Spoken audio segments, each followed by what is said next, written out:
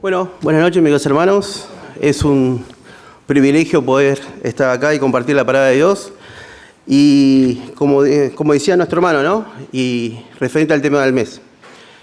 ¿Quién es Dios para mí? Una gran pregunta, ¿no? Que no sé si la podemos responder, con un límite determinado. Porque nuestra vida continúa y tenemos mucho que experimentar delante de Dios. Tenemos mucha vida para poder, ¿no? Conocer a nuestro Dios. Y el subtema que se me sugirió para poder compartir tiene que ver con lo que dijo también nuestro amado, ¿no? Dios es mi refugio. Y un salmo muy representativo, ¿no? Que nos puede mostrar que fue el refugio para David es el Salmo 23. Un salmo muy conocido para todos, ¿no? Y bueno, y eso me gustaría compartirlo con ustedes. Así que si podemos abrir el Salmo 23.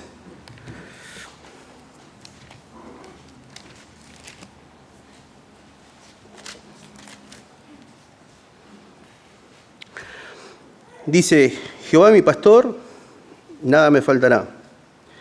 En lugares dedicados pastos me hará descansar. Junto a aguas de reposo me pastoreará. Hasta ahí la lectura. Un salmo conocido, creo que a nivel mundial. ¿Quién en distintos momentos de la vida no puede recitar este salmo o recordar este salmo? Si nos ponemos en la piel de David, una persona, un joven pastor de ovejas, que con el tiempo y con distintos momentos de la vida llegó a ser el segundo rey más importante de Israel, él dice estas palabras. Dice: en lugares dedicados a pastos me hará descansar, junto a aguas de reposo me pastoreará. Todos conocemos, ¿no?, que a través de distintas exposiciones que uno puede escuchar a través de la palabra de Dios, David vivió muchas circunstancias en su vida. Y él, que tenía como refugio a Jehová nuestro Dios, él tuvo que expresar estas palabras. Unas palabras que dice, dos palabras que dice: Él me hará descansar y Él me hará reposar. Hubo momentos en su vida que él seguramente deseaba el descanso. Hubo momentos en su vida que él deseaba el reposo. Pero como él eligió a nuestro Dios, a Jehová nuestro Dios, como pastor, él conocía muy bien este oficio de pastor, porque él fue un pastor de ovejas. Él sabía muy bien que a pesar de los momentos que él vivió, y un paréntesis, ¿no? Este salmo no se sabe muy bien en qué momento lo escribió él. Durante el transcurso de joven, cuando iba creciendo o siendo ya rey de Israel. Lo que sí sabemos es que él, conociendo muy bien el oficio de pastor, él sabía hacia dónde él iba con Dios. Como él era pastor de ovejas, ¿no?, él sabía que tenía que cumplir esta función. Y él fue fiel con su papá. Él fue fiel a los mandatos de su padre.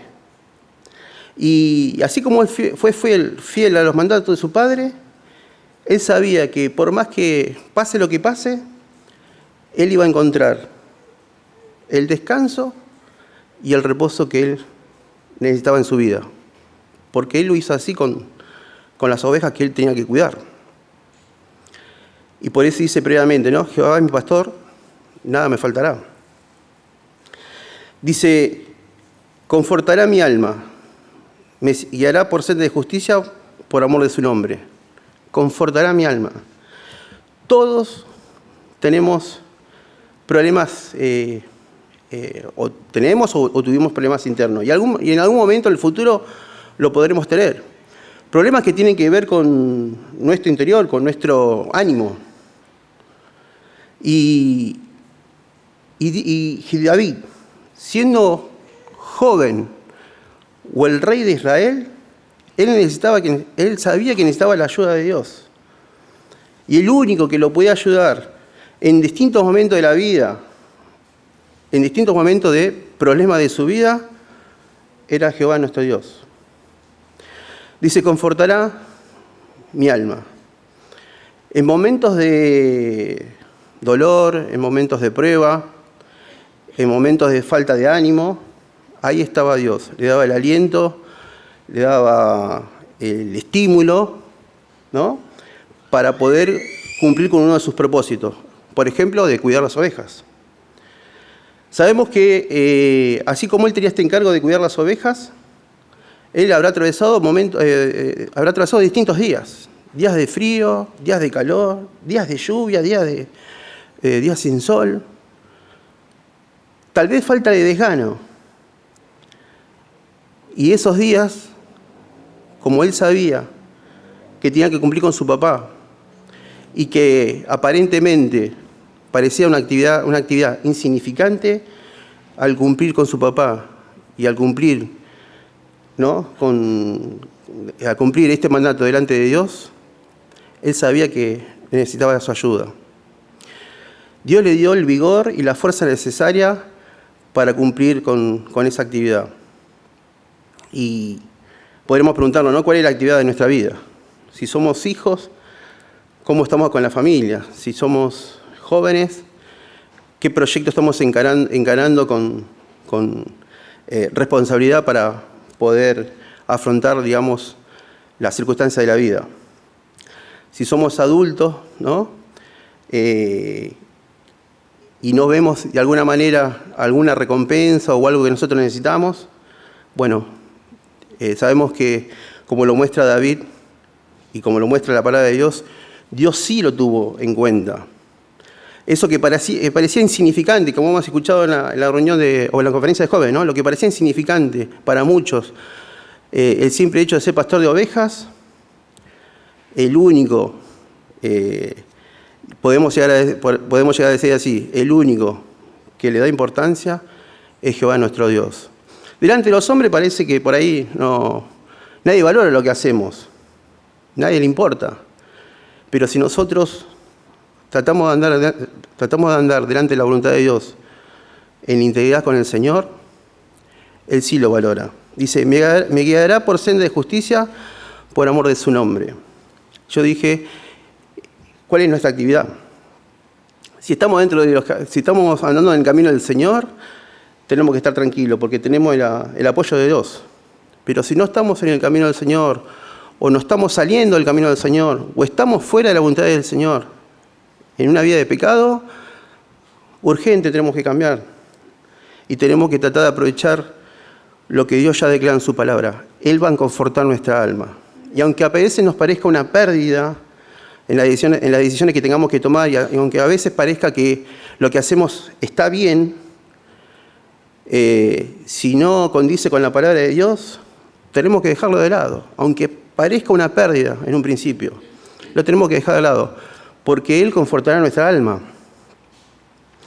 Dice el versículo 4, aunque ande en valle de sombra de muerte, no temeré mal alguno, porque tú estarás conmigo.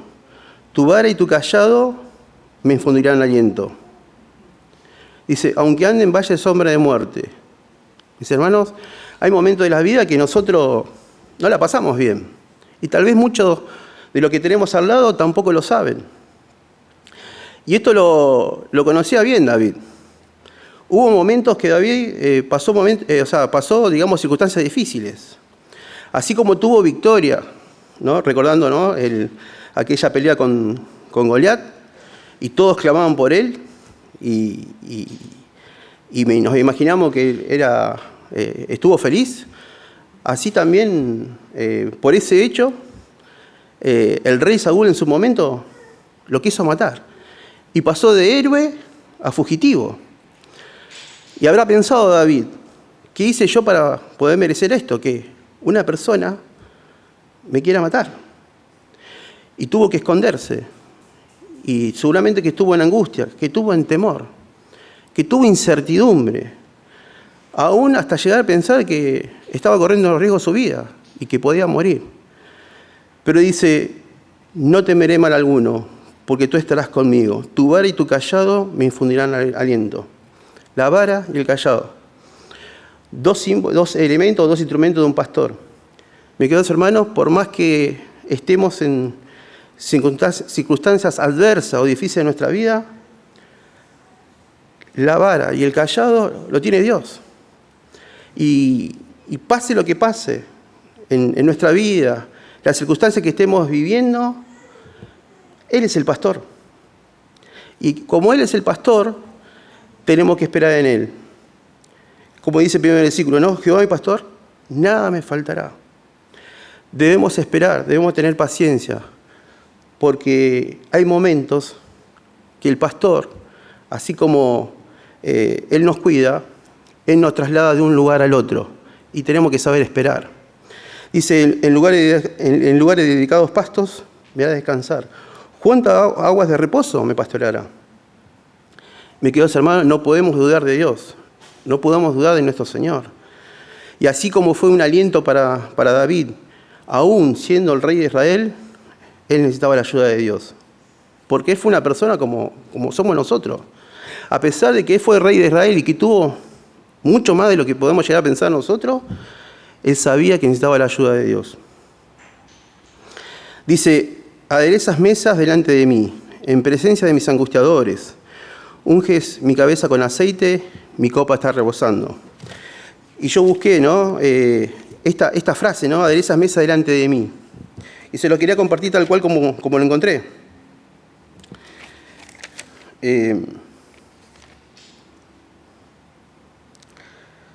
Dice, significa preparar un banquete. Aderezas mesas delante de mí en presencia de mis angustiadores. En momentos difíciles, el refugio de David era la presencia de Dios. ¿Y qué significaba en ese momento para el Medio Oriente aderezas mesas delante de mí? Dice, preparar un banquete con cuidado, con abundancias y con detalles. Una simbología plena de hospitalidad, de honor, provisión y amistad. Tremendo. Aquellas palabras que pronunció David en ese momento, en aquellos lugares en Medio Oriente, el significado de preparar una mesa delante de Él, aún estando en angustia, esto es lo que hace Dios con nosotros. A pesar de las circunstancias, a pesar de las cosas que nosotros no podemos ver, Dios tiene preparado, ¿no? un lugar y Él quiere ser anfitrión para nuestras propias vidas. Pase lo que pase, ¿no? Él tiene preparada una mesa para nosotros y una mesa al lado del Señor. Dice, ciertamente el bien y la misericordia me seguirán todos los días de mi vida y en la casa de Jehová moraré por largos días. Ciertamente el bien y la misericordia me seguirán todos los días de mi vida y en la casa de Jehová moraré por largos días. El bien y la misericordia, dos valores, ¿no? que nosotros conocemos bien delante de Dios. Nosotros a través de nuestro Señor Jesucristo, un día cuando hemos venido a Él y le hemos conocido a Dios, nos hemos arrepentido de nuestros pecados, lo primero que vino a nuestras vidas es el regalo de la salvación. Vino ese bien a nuestras vidas y ese gozo que es incomparable. Y también vino la misericordia, porque nosotros no merecíamos nada. Y estos dos valores están presentes, y estuvo presente en la vida de David. Bien y misericordia. Y él sabía muy bien, como dijimos al principio, que nosotros tendríamos una morada celestial, así como lo pensó David. David pasó por momentos dificilísimos. Anduvo por valles de sombra de muerte. Y yo no quiero, digamos, ser autorreferente, pero les voy a contar mi caso. Muchos por ahí ya lo saben. Hay momentos dificilísimos en la vida que uno no puede perder de vista, ¿no? el amor de Dios. Y le quiero contar un fragmento muy chiquito de mi vida, porque yo me sentí en este lugar. A veces, cuando uno anda por estos caminos, por estos tiempos, uno piensa que ya no hay nada más para contar. uno pierde la noción del tiempo y pierde, inclusive hasta puede llegar a perder la noción de quién es uno. Cuando yo entré en depresión, en el año 2001, cuando todo el país, digamos, entró en una crisis, en un problema, ese fue uno de los motivos por el cual yo entré en depresión.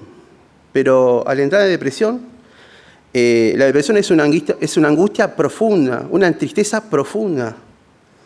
Yo tenía, hasta el año 2001, 4 años de convertido. Conocí el primer amor, ¿no? Yo me convertí en el año 98, y en esos primeros, segundo, tercer año que estaba en el camino del Señor, no sé, fue el amor más grande de mi vida. Pero después caí en esta depresión. Y pasé de tener un amor y un gozo profundo a tener una angustia y tristeza profunda. Yo en ese momento era docente de escuela primaria, trabajaba 2 turnos, trabajaba 10 horas. Y les puedo decir así, chicos y hermanos, que cuando yo iba a trabajar, iba llorando, y cuando volvía a trabajar, venía llorando. La profunda angustia y tristeza que uno puede sentir en estos momentos de la vida es tremenda. Uno puede llegar a pensar hasta que puede dejar de existir. No sabía hasta cuándo. Y para que tengan una idea, ¿no? Cuando uno entra en depresión, le falta el ánimo, no tiene gozo, no tiene esperanza, no tiene expectativas. Y yo había conocido al Señor. Yo le había predicado a mis padres que Dios es un Dios de gozo, un Dios de amor. Tiene cosas hermosas y profundas para nuestras vidas. Y yo viviendo en mi casa y entrando en esta crisis profunda, no pude hablar mucho con mis papás. Sí sabían que tenía depresión y ese tipo de cosas, pero no pude hablar mucho con mi papá. Pero sentía un dolor muy grande, donde hasta en esas circunstancias yo sentí la responsabilidad de dar un testimonio a mis padres y a la gente que me rodeaba. Y cuando iba a trabajar y tenía fuerza de voluntad para ir a trabajar, porque no sabía cómo hacer para no trabajar, y por ahí muchos de los docentes lo saben, ¿no? Cuando nosotros preparamos los proyectos de trabajo con un mes de anticipación y nos piden las carpetas, los directivos nos persiguen para que entreguemos nuestra tarea, imagínense que uno no tenía ánimo, no podía cumplir con esa tarea. Yo trabajé 2 años en ese lugar, y 2 turnos completos, 10 horas. O sea que me iba a la mañana temprano y volvía tarde. Y me quedo, hermano, yo no sé qué pasó y cómo hice. Lo que sí dije, no podía dejar de trabajar. Tenía que dar un testimonio a mi familia. Pasaron los meses y les puedo asegurar que llegaba a mi casa, me acostaba, dormía, me levantaba con el apuro de poder dar una clase al día siguiente y yo no sé cómo hice. Sí sé cómo Dios me ayudó, porque nunca dejé de hacer lo que tenía que hacer y no sé qué pasó en ese tiempo que los directivos, lo que estaban habitualmente, lo que tenía que ver con su tarea, no me pedían la carpeta. Y yo creo que ahí estuvo la mano de Dios. Nunca tuve un problema con los padres. Nunca nadie supo, ¿no? Cómo yo cumplía con mi tarea. Pero aún en esos momentos de angustia y de dolor, cuando uno ya cree que no va a dejar de existir o no puede vivir más, aún hasta ese momento está la mano de Dios. Y hoy lo puedo contar. Muchas personas que pasan por estas crisis, hoy ya no están. Es durísimo lo que uno pasa. No hay palabras para poder, trasladar lo que uno vive. Lo que sí les puedo decir, que siempre detrás de todo esto hay una causa. Y siempre tenemos que tratar de hacer la voluntad de Dios. Por eso digo, uno cuando anda en este valle de sombra de muerte, uno tiene que tratar por sobre todas las cosas hacer la voluntad de Dios. Y no resistirse a la voluntad de Dios. Y podemos dar gracias a Dios que formamos parte de una iglesia, que compartimos con los hermanos para que oren por nosotros y nosotros podemos orar por otros, ¿no? donde uno sintió la compañía y el amor de Dios y las oraciones de los hermanos. Porque salir de ese estado es dificilísimo. Pasar de vivir el primer amor con el Señor al pasar a un estado de tristeza y de dolor. Y aún así, ¿no? Sabiendo que nuestro Señor es nuestro pastor, sabemos que Él tiene el control de la vida. Lo que a nosotros nos queda es esperar, tener paciencia. Y así como en algún momento no sabía cuándo iba a terminar, a los pocos años conocí a Maranela, me enamoré, me casé, tuvimos hijos, formamos una familia y hoy tratamos de llevar esta empresa familiar, por así decirlo, ¿no?, a los pies del Señor. Hay momentos difíciles en la vida. Esto no lo podemos, digamos, dejar de conversar. Y cuando uno cree que Dios no está, no podemos dejar de olvidar que Jehová es nuestro pastor. Y Él sabe dónde nos está llevando. Él sabe que nos está acompañando. Él sabe que en este recorrido nos va a llevar a un buen lugar. Y nunca podemos perder de vista que Él nos creó, Él nos llamó para darle gloria. Y quería compartir un versículo más en el Apocalipsis 4:11.